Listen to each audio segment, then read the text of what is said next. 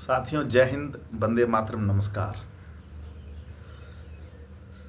थोड़ा सा तबीयत ठीक नहीं है, कुछ बुखार जैसा लग रहा है, सर दर्द और बॉडी पेन है।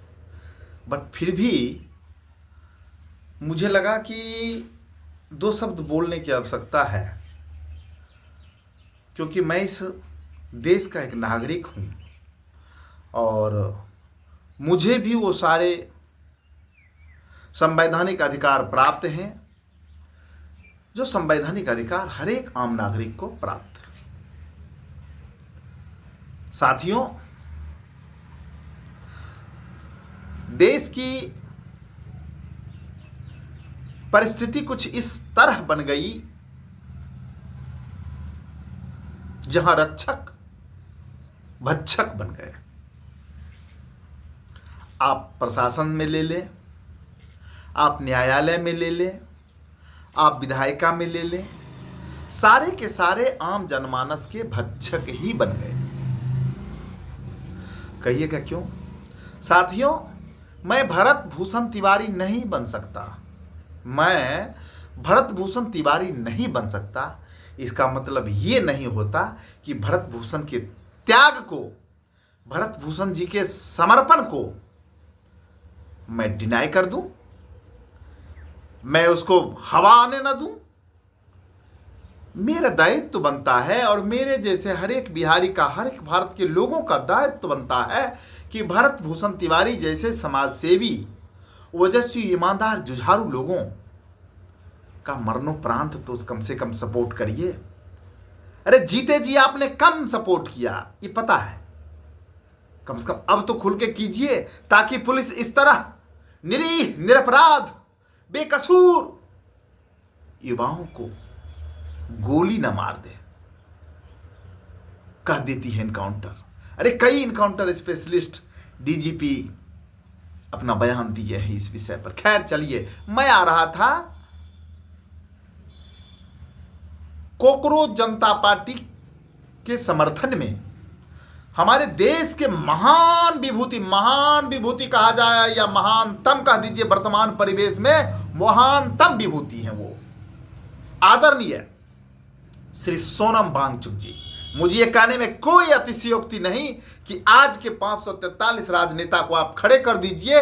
उन 543 राजनेताओं में सोनम वांगचुक की जो अर्हताएं हैं, सोनम वांगचुक की जो विद्वता है, सोनम वांगचुक का जो त्याग है, सोनम वांगचुक का जो समाज के प्रति समर्पण है, सोनम वांगचुक का जो युवाओं के प्रति समर्पण है, सोनम वांगचुक का जो राष्ट्र के प्रति प्रेम है, वह किसी राजनेता में नहीं होगा, नहीं है। ये मैं दावे के साथ कहता हूं। चोर भरे हैं चोर। सत्ता के जो विपक्ष है उनको तो बोलना ही नहीं है, वो तो विपक्ष में बेचारे काम खराब किए तब विपक्ष में बैठे हैं। जो सत्ता में है वो इतने गुरूर में है, इतने सत्ता के नशे में चूड़ हैं कि उनको कोई लेना देना नहीं भारत से। भारत की मिट्टी पलीत कर दिया है इन्होंने, हर मायने में, हर मोड़ पे है। पेपर लीक, नीट छात्रा का पेपर लीक, इस मुद्दे पर हमारे सोनम वांगचुक, साथियों मैं बताना चाहता हूं, 28 जून से 28 जून से हमारे सोनम वांगचुक अपनी टीम के साथ दिल्ली के जंतर मंतर पे अनशनरत हैं, अनिश्चितकालीन अनशन पे बैठे हैं। और आज 13 दिन हो गया, आज 13वां दिन है।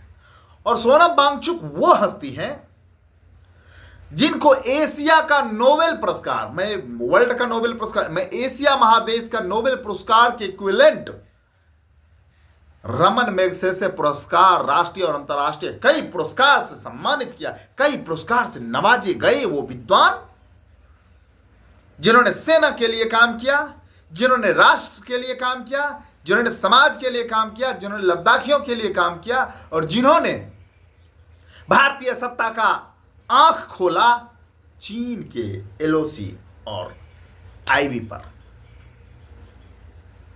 वैसे सोनम वांगचुक 13 दिन से दिल्ली में जिंदगी और मौत से जूझ रहे हैं। साथियों, ये देशवासियों आपको समझना है, ये हमारे मोदी जी नहीं समझेंगे, मोदी जी नहीं समझेंगे। इनको तो एपस्टीन फाइल का चस्का लगा, देख रहे हैं कैसे कैसे घूम रहे हैं विश्व में।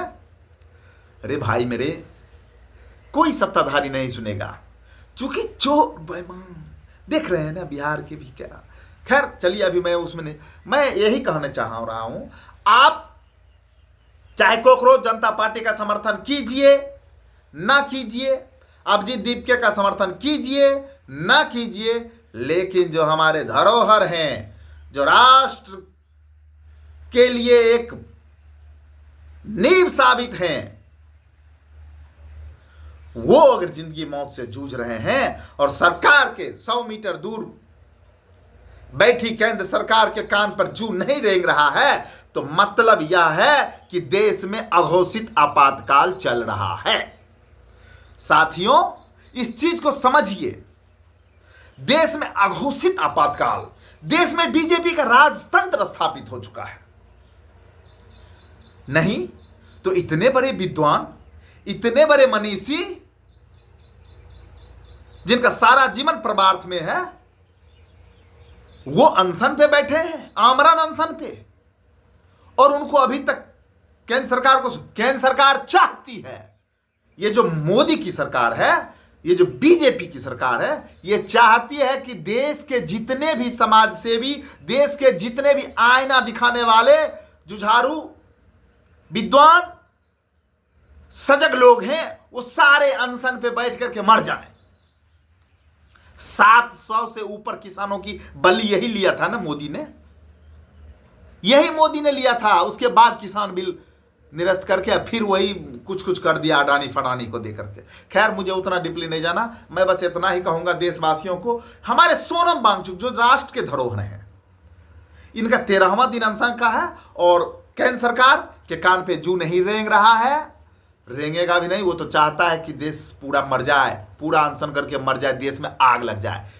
इसलिए मैंने कहा ना, देश अघोषित आपाल। नहीं तो इतने बड़े विद्वान, नोबेल पुरस्कार के समकक्ष जो है, इनको मैग्सेसे पुरस्कार से सम्मानित, कई पुरस्कार से सम्मानित लोग, और वो अनशन पर बैठे, कोई सुध लेने वाला नहीं है। शर्म करो।